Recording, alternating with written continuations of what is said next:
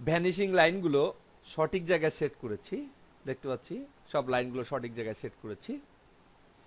এবার এই অবজেক্টের উপর ক্যামেরা অ্যাডজাস্টমেন্ট করব।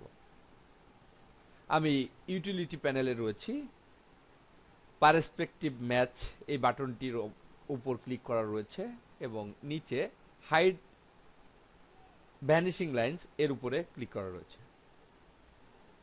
এবার নিচের দিকে যাই, দেখতে পাচ্ছি এখানে একটা অংশ রয়েছে ক্যামেরা অ্যাডজাস্টমেন্টস। এখানে তিন ভাবে ক্যামেরা অ্যাডজাস্টমেন্ট করা যায়: হরিজন্টাল, ভার্টিক্যাল এবং ডিস্টেন্স। প্রথমে আমি এখান থেকে ভার্টিক্যালটা সেট করব।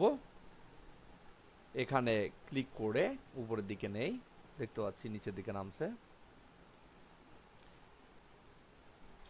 এভাবে আমি এখানে নিয়ে ছেড়ে দেই।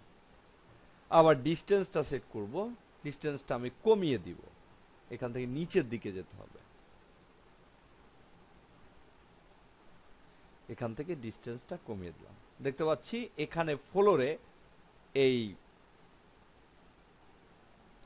বেঞ্চটি ঠিক মতো প্লেস হয়েছে এবং এই পারস্পেক্টিভ ভিউটি দেখতে পাচ্ছি এই ফ্লোরের সঙ্গে অ্যাডজাস্ট হয়েছে।